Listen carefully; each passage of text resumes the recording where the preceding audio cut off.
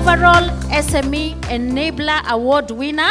And this award goes to the Kenya Climate Innovation Center.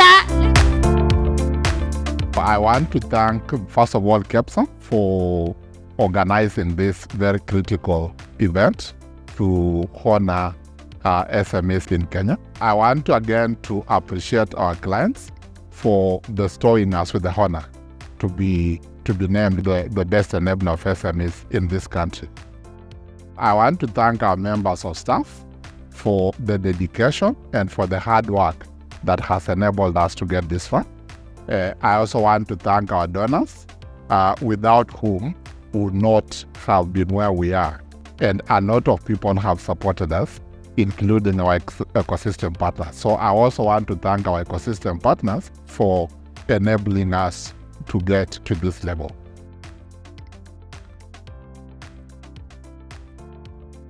As an organization, we are challenged. It's always easy to get to the top.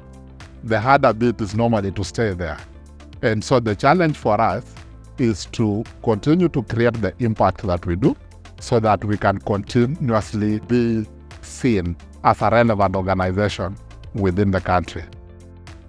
Now, KCIC is 12 years, and for us to have survived and grown to this level for the last 12 years, we have had to work according to our foundational beliefs. One of them being that climate change is a challenge, and two, that challenge, big as it is, can be addressed at the intersection of innovation and entrepreneurship, and then three, that the SMEs are the means, or our frontline warriors, so to speak, through whom we fight this war, so to speak. We've been able to provide access to finance. We've been able to provide business advisory.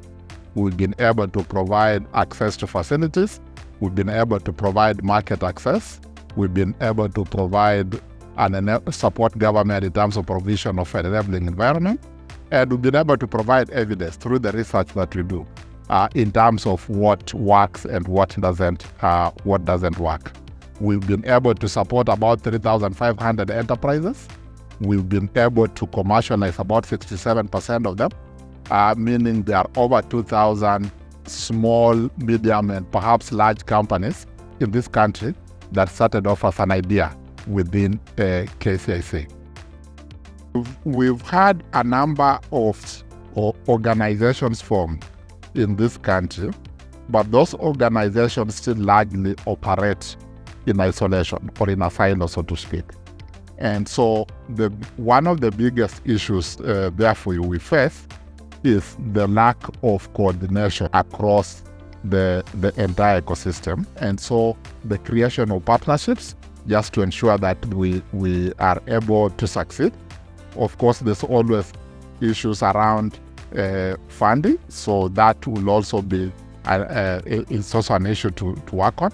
Then there's the issue of evidence for backing up action.